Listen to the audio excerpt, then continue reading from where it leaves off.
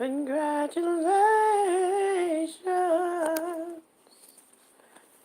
I thought it would have been me standing there with you. Congratulations. I hope you're happy. For as long as I can breathe, you'll always be the one for me. Hey, hey, hey, hey. I'm glad that you decided to join me this evening. And I wanted to come, hey, sweetie, how are you keeping it 1K daily? Um, I'm glad you dropped in to join me. I wanted to weigh in on this Wendy Williams situation. And, well, I don't know if I'm pretty sure pretty much everybody. Thank you. Thank you. And it's not funny. And it's not funny. It's not funny at all. Now, I've heard people say that the situation is karma, you know. But there is absolutely nothing in this world that you can do that can cause your husband to not only have a 10-year affair with a younger woman, take care of her with your money, buy her houses, take her on trips or anything, but basically drive you to relapse. Not care 1 second about it because of the fact that she's uh in a sober living house, while on the other side of town his woman is giving birth to a baby girl. A baby girl. Okay? Now there's so much wrong with that picture. Number one, he's a brute beast. He puts hands on her. He's people, you said people just want to speak on her situation like she speaks on others. Okay, I get that. And I get them, but you can speak on it all you want to. But there are some situations that are just not funny. You have seen her speak on a lot of people's situations. And she will actually cry with the people that are struggling with certain issues.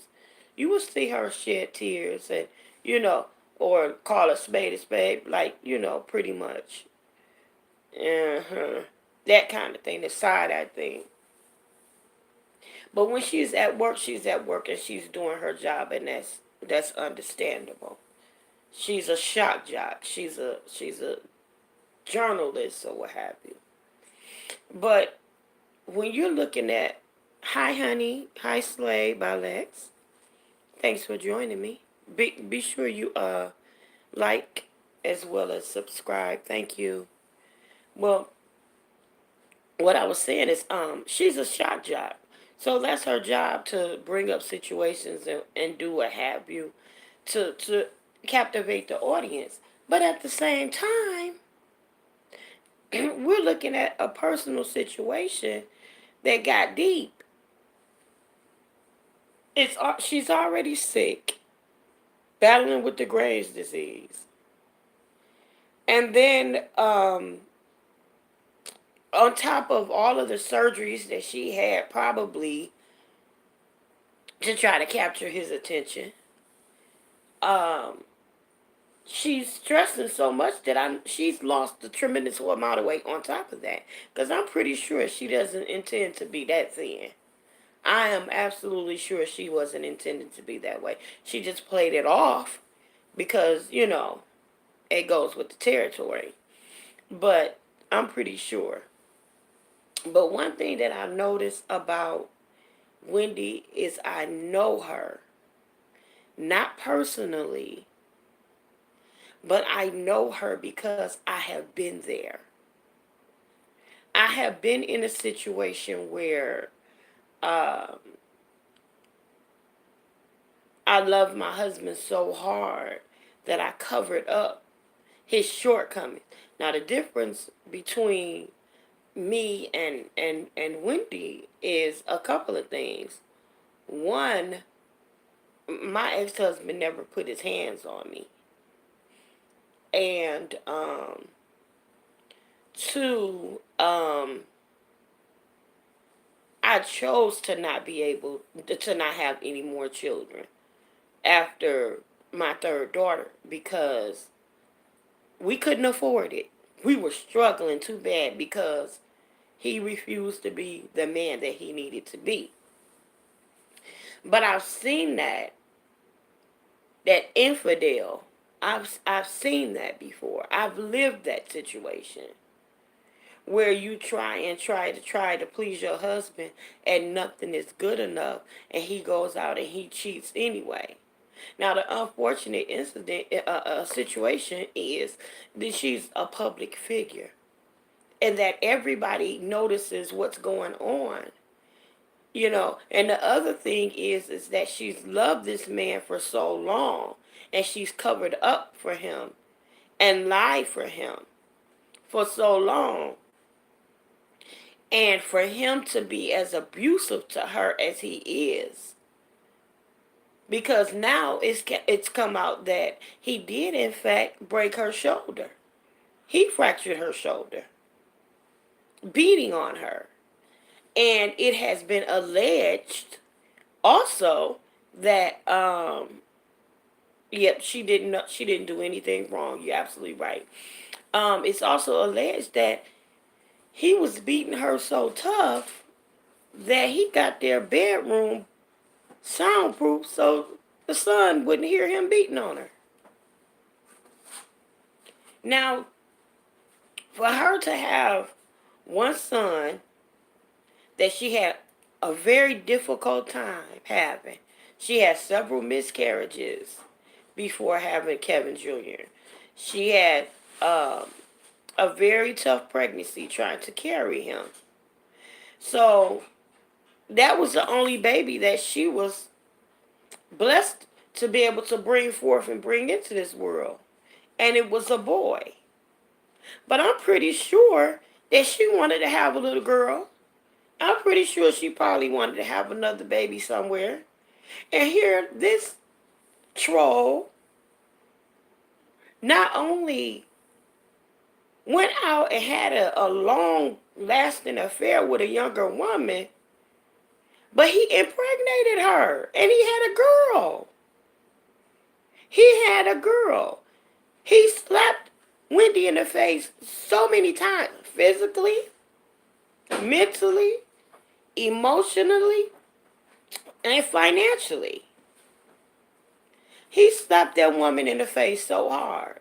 He is carrying and fulfilling his infidelities in out of her pocket and waving it in her face like, oh well. When it was alleged that he purchased this girl a house right down the street from where they live, that was too much for me. That was too much for me. That was too much for me. I agree with you that women gotta stop letting men manage their careers. It happened with Toni Braxton. It happened with Tamar Braxton. It happened with Wendy Williams. A lot of them, because they were married, a lot of times, Mary J., yep, thank you, yep, there you go, Mary J. Blige. It happens so much that they allowed their men to, Tina Turner, it happened so much that they allowed them to manage their career. Whitney Houston, apparently, Whitney Houston, anyway. But they allowed them to manage their careers to the point to where they gave them the room. Monique, yeah, well, Monique is still, they're still, it's to be determined right now with Monique. You know what I'm saying? Because even though he manages her career, they give a great appearance that it's this relationship is what, there you go, that it's working for now. Yeah. So we got to put that on to the left for a little while. But when it comes to managing the careers, oftentimes they give it to the husbands so that they can have an almost an equal playing field, because where the power struggle comes in. Oh, he feels less than a man because he's not earning the kind of money that I'm earning, or he feels like if I let him do this, it'll make him happy. If I let him do that, it'll be, even with, I don't know what happened with Patti LaBelle and Armstead, but they were together forever. I still don't know what happened with that. But it probably was some of the very same kind of thing. You know, when you have a husband that's either in the same industry or that manages your career, a lot of times, there you go. You have those issues because they feel like they have to compete with you, or they have to dominate you. Feel like in order to be that alpha male, that they got to keep you under control and don't let you think that your money is getting to your head, so they got to beat you and all this, that, and the other, or steal from you so they can pad their little cushion, so in just in case, you know, this rug should be pulled from under them, they still got something to fall back on. And that's what I believe has happened. Now, I know that 9 times out of 10 that Kevin has been extorting money from her. I'm pretty sure he probably had. He's got some money put away somewhere. I'm pretty sure he had. And he might have the nerve to try to break out and try to sue her. But the good thing that she got for him is that he had a long-standing public relationship with a younger woman, with another woman, and that they had a children. Financing the side chick. Ain't that a trip? You're gonna finance your side chick out of my pocket. But my thing it's not funny. I don't find any humor in seeing anyone suffer at all, but least and alone another woman suffering. I know what that feels like. I know what it feels like to be broken down to nothing. I know what it feels like to be faithful to a husband for decades, and they cheat on you. And they treat you like you're nothing and you never meant anything, and then try to make you think it was all your fault. And for you to feel so inadequate that you actually begin to believe that. Yeah, I heard that he introduced them to the side piece, and I heard that the side piece was also trying to kick it with another guy, and Kevin got upset because he introduced them to another guy. And like he was saying, how you gonna get mad at me? What you gonna say? Oh, Wendy, I can't talk to Charlemagne because he introduced my side piece to another man. That's crazy. That's crazy. Well, she need to go back to Charlotte. And you know what else? I don't know how her family can look her in her face. I don't know how she can even justify that. And to be perfectly honest, I hope that Wendy gets out of this situation and leave his behind with nothing. Because one thing about it, their son is grown. So no child support. She shouldn't have to give him alimony for anything because he left the relationship and got another baby on the way. Make him get on his knuckles and make him scrub to the white meat to survive for him and this new kid. You can't get half or nothing when you committing adultery. You can't get half of anything when you commit adultery. When you abandon the relationship, it don't work like that. It don't work like that. And it depends on what's I don't know what the divorce laws are, and I'm pretty sure that I'm pretty sure he can say he's been helping her make money, but she can give him a settlement and call it a day. But I wouldn't give his dry behind half of nothing. I wouldn't give him half of anything. I wouldn't give him half of anything. Not nothing. Because although he helped her, I would give him a helper's fee. 25%. If that. A management fee.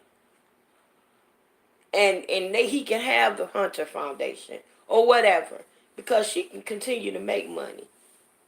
And she can still make money off of this. All she has to do, if she has a good publicist, is to come out, shed a few tears, be honest about her story, and sit down and keep going with a smile on her face. And more people will be proud of her and have more admiration for her than if she were to lie and try to play it off like, oh, this isn't happening. Now, she did what she had to do until the proof hit. Now it's her responsibility to come out and tell the truth. See, when I went through what I went through, just to let y'all in on a little of my private situation.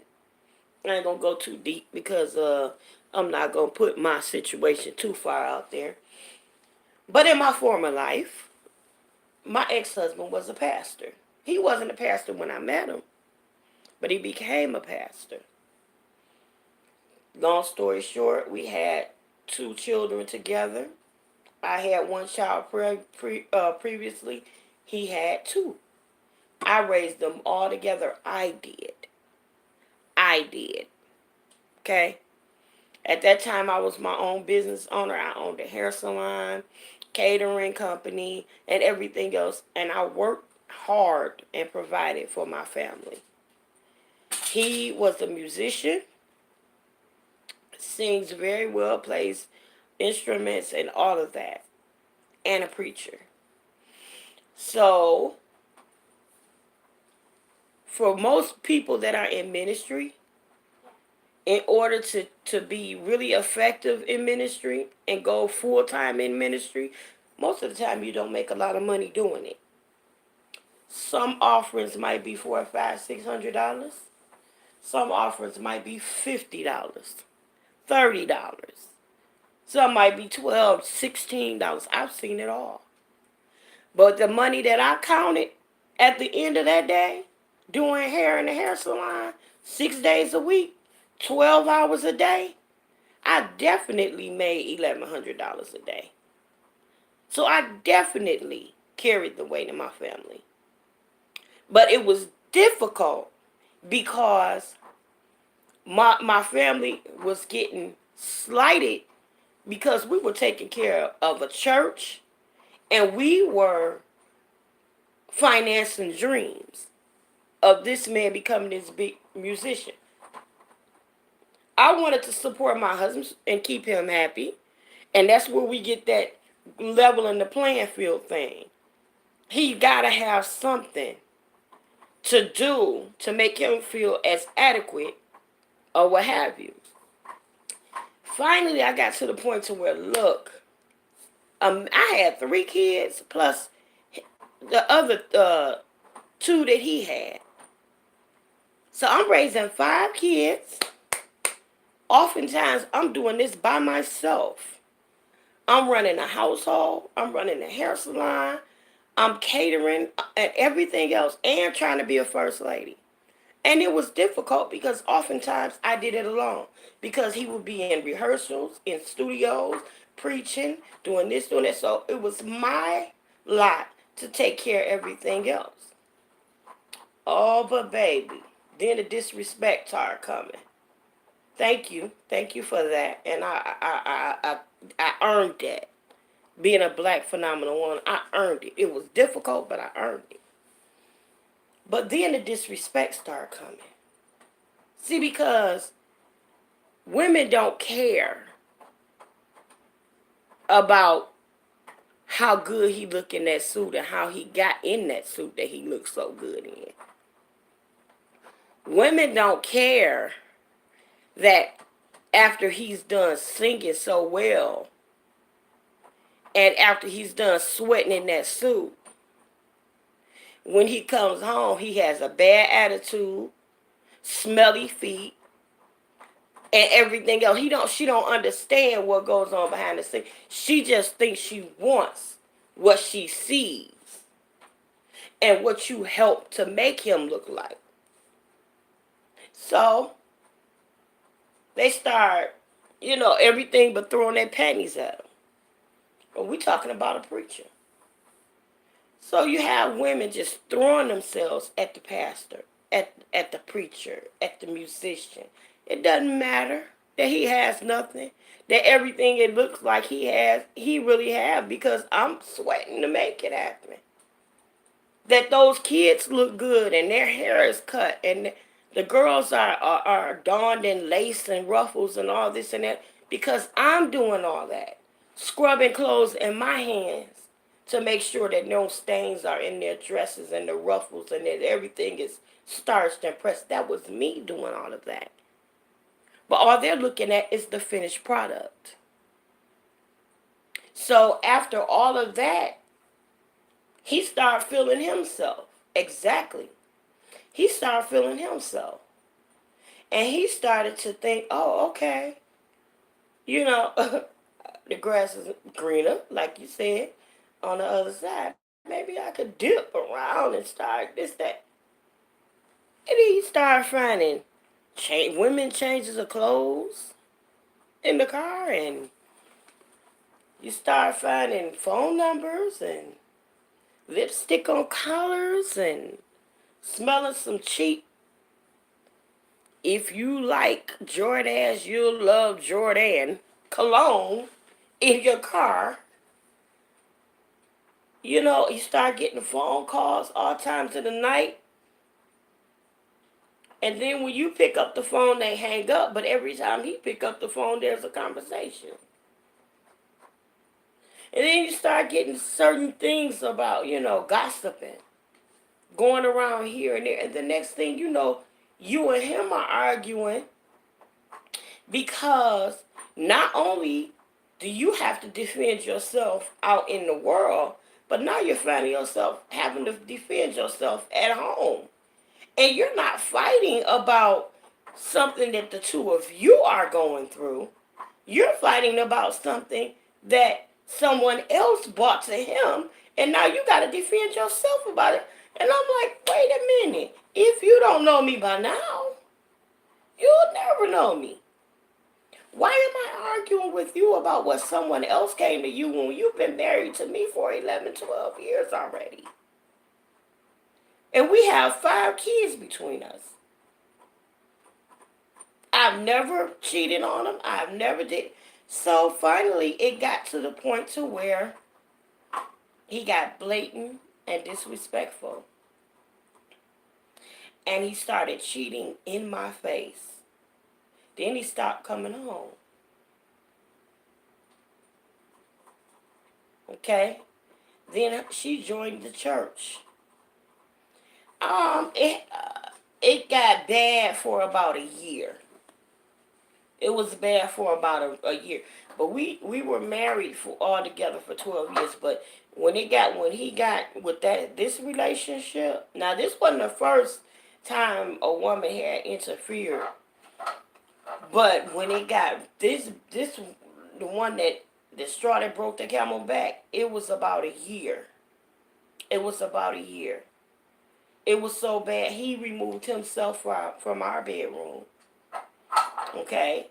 And that's when I knew something wrong, because I knew his sexual energy. And baby, guess what? If your man ain't touching you no more and you know how he is, something going on. Because if he ain't getting it from you, he getting it from somewhere. Trust me, he ain't just decided to be celibate, and he don't have to be. Nope. Nope, it don't work like that. So about a year later, right around my birthday, he actually forgot it was my birthday. And he asked her in front of me, where do y'all want to go and eat? I looked at him like, excuse me? He looked past me and looked at her and said, where you want to go to eat? Talking to her. That was the end of it. And when I approached him and said something to him about it, he acted as if I had committed an offense. And he walked out that week. He took my boys and he left and he never came back. About a year later, after going back and forth with him, I filed for a divorce. When I filed for that divorce, he could have bought him for a quarter. But that was only because he wanted this power struggle. And he wanted to file for a divorce so he could have control over the way everything went. But when he saw me walk in that courtroom with the lawyer, and he tried to be this smooth talker like he always was, throwing up, I'm Pastor so-and-so, blah, blah, blah. That's when the judge said, you're not Pastor anyone in here. You're Mr. Sir. And you don't have a voice to speak. You missed all of the hearings. You didn't go anything. You didn't do anything. And he granted me everything I asked for. He couldn't get anything from pension from me. He couldn't get anything, collect anything from my 401ks or anything because I had earned all that and he abandoned the marriage. So when you say, how does a abused or hurt woman look? I know how she looks because I was her.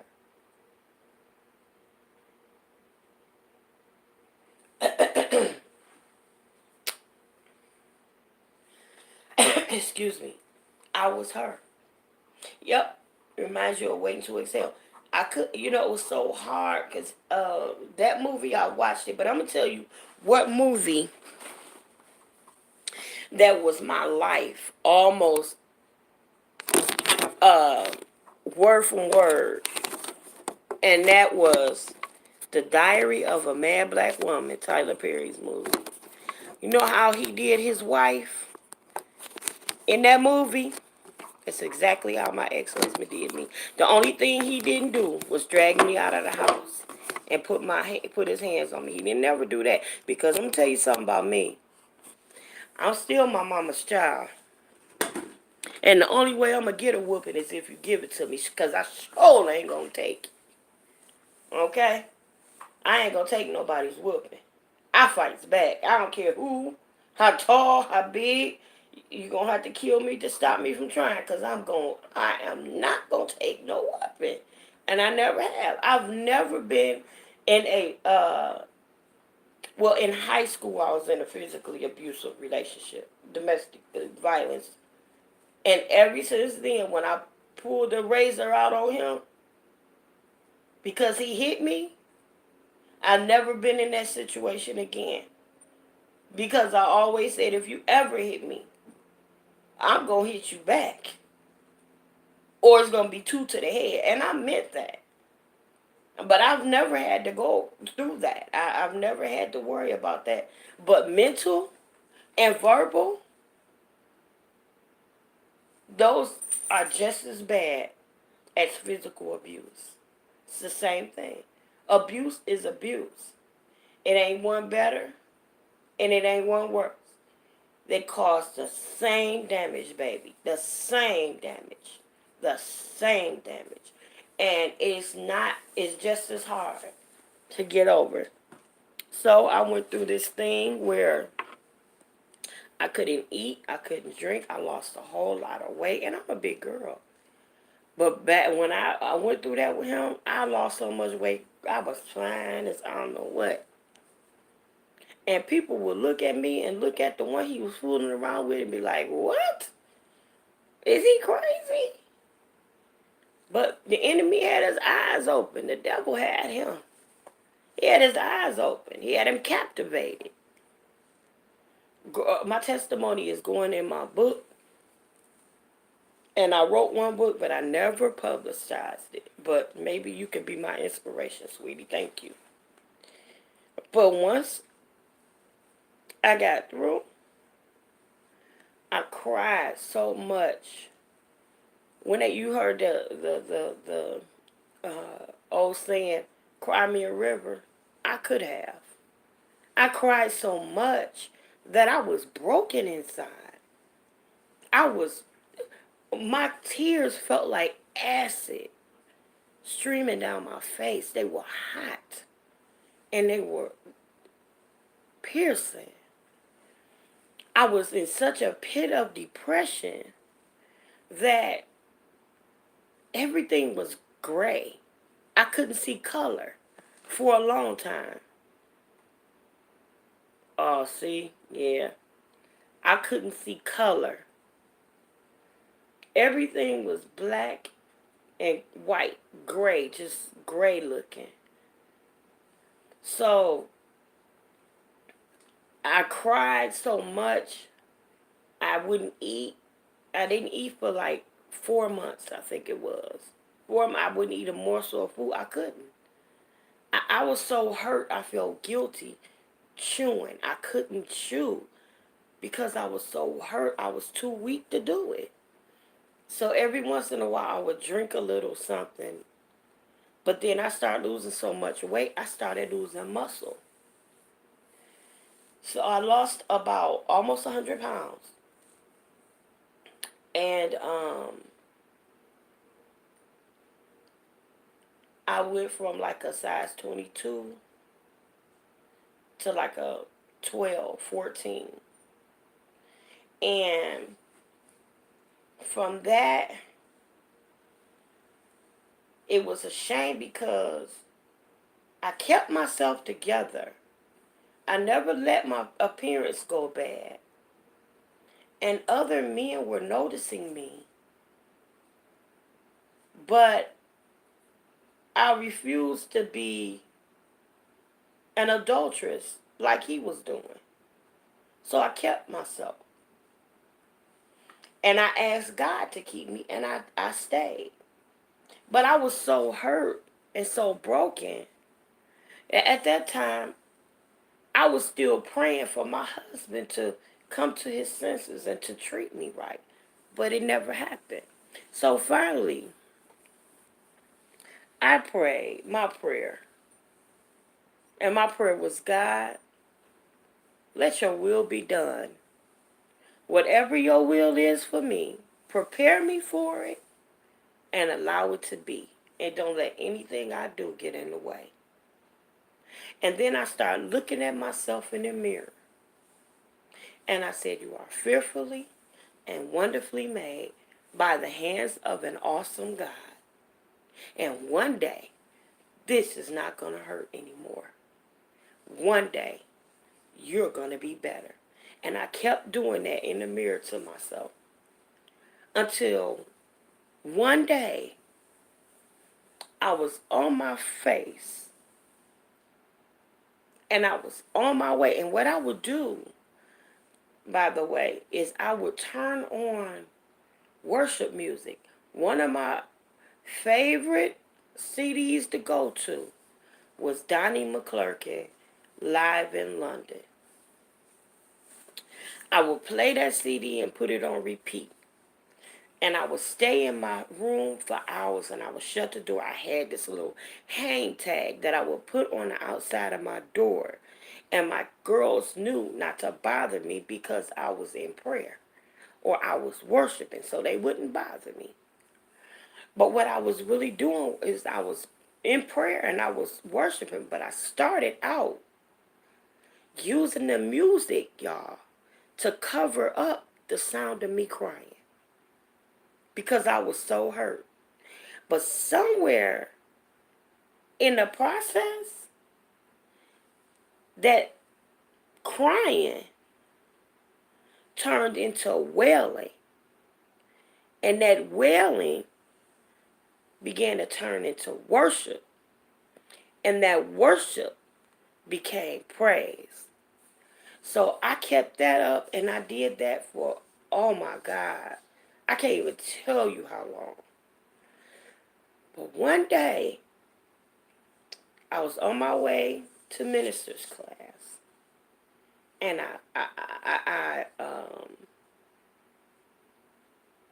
I got down on my face and I prayed. Right before I prayed, and when I was praying, it was a beautiful day that day. It was sunny. It was beautiful. I got on my face and I started praying.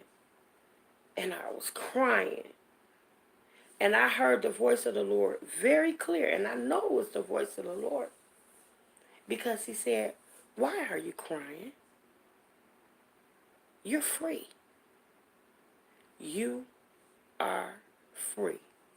Immediately I stopped crying and I looked up and I said, yeah, I am. I'm free. Thank you, Lord. I'm free.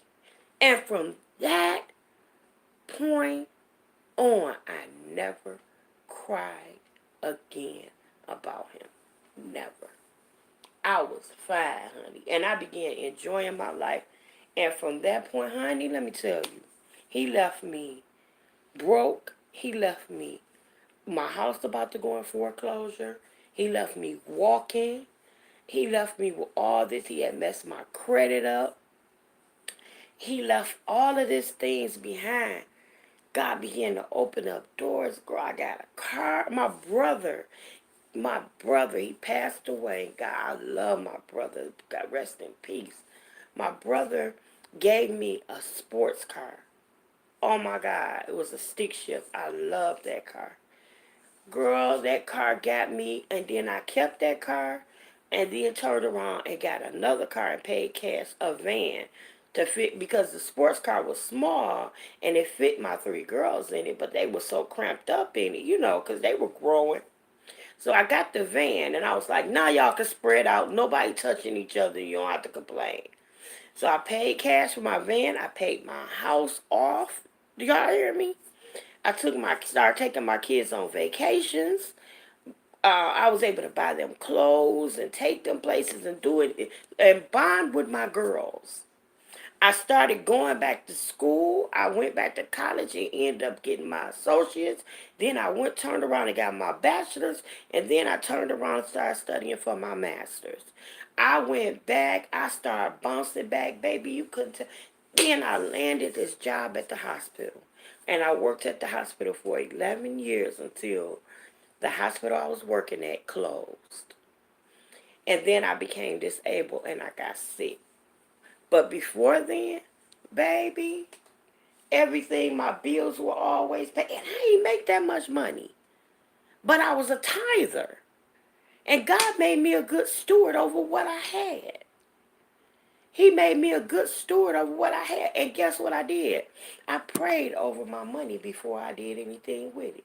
I would always say when I got my check, Lord, take this little and make much. And guess what, y'all? I was doing all kind of stuff. Oh my God. All the jazz concerts, oh my God. I saw Boys to Men. I saw the Shy Lights. Oh my God, I saw all kind of concerts. All Patti LaBelle and all kind of, oh my God, I got to see all the jazz people. George Benson, Layla Hathaway, Will Downing, what's my girl's name? Rochelle for real. You might as well say season tickets.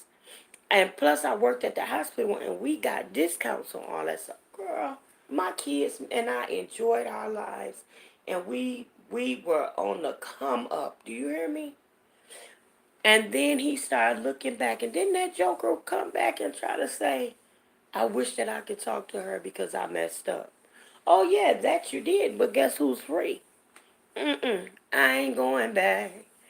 The devil thought he had me, but I got away. The devil thought he had me, but I got away. I got away. And I was about to go back, y'all. So the Lord bless. But that's how I know what Wendy is going through. Because I've been there. I've been there. I was used. I was abused. I was taken advantage of. Everything. But God bless me.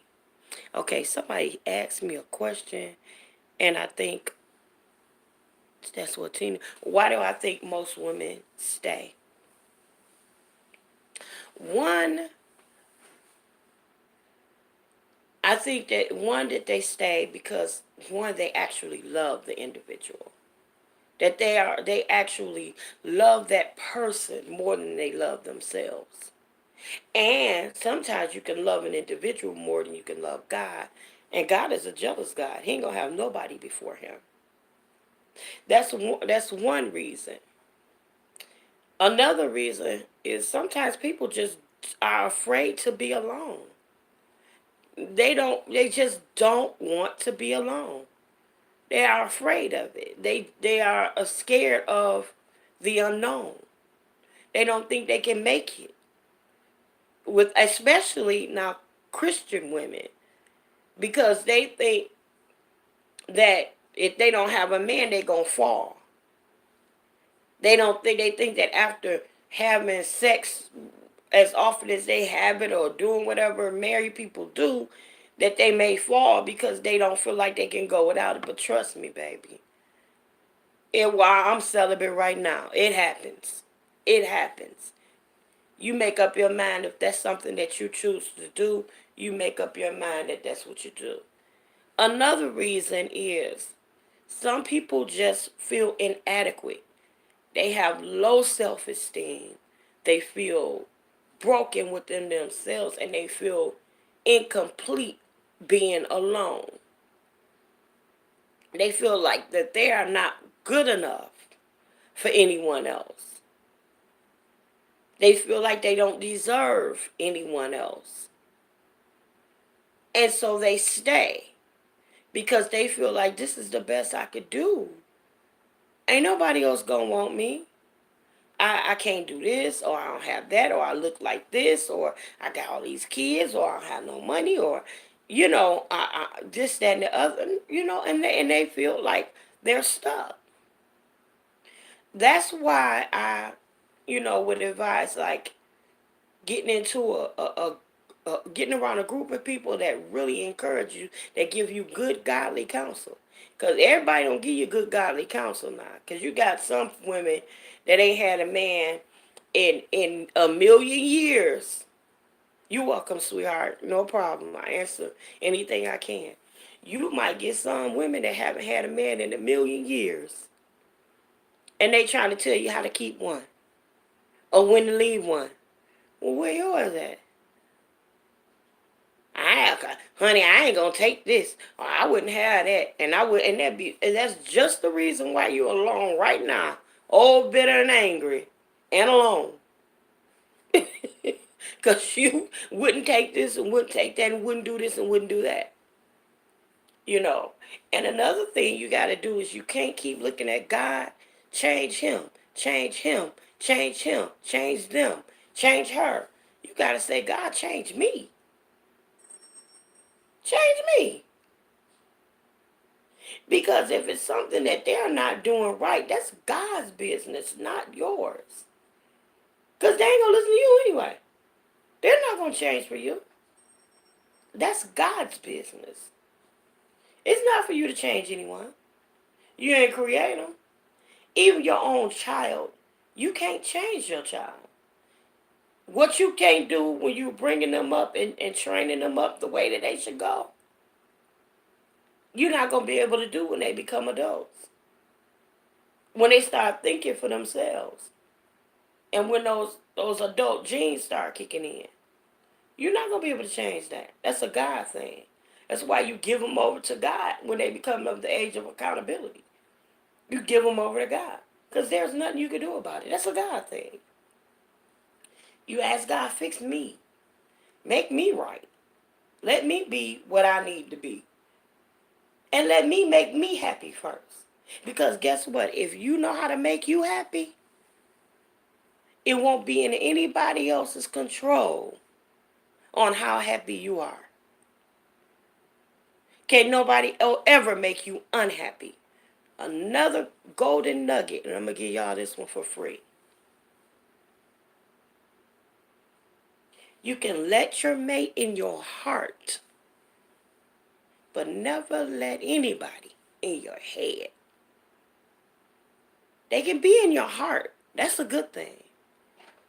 But you don't let nobody control your head. That'll drive you crazy. That's the golden nugget. You can have that one for free. I ain't going to charge you for it. You have that one for free. Matter of fact, I'll let you share it. I won't even copyright it.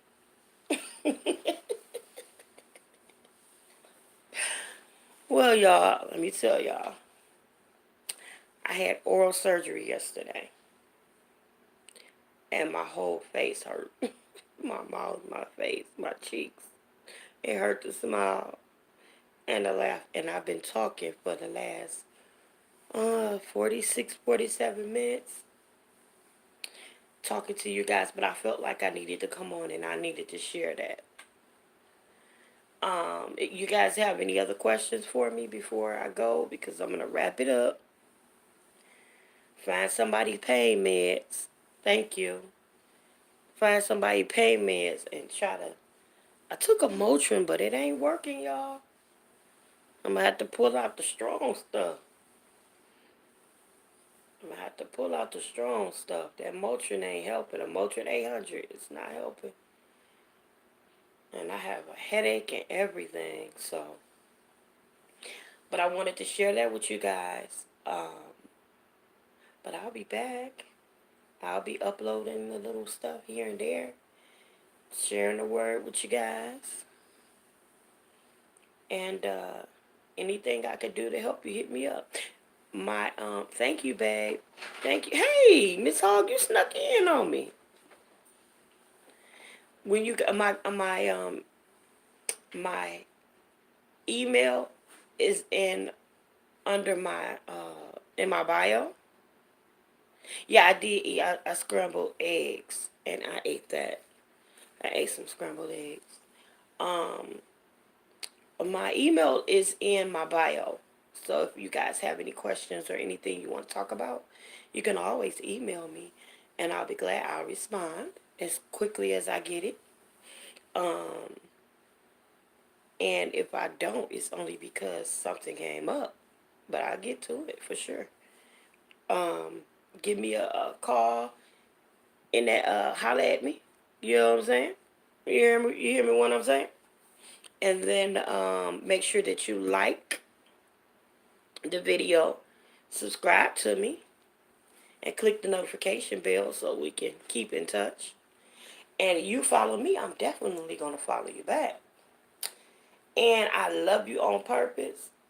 Ain't nothing you can do about it. Nothing in this world.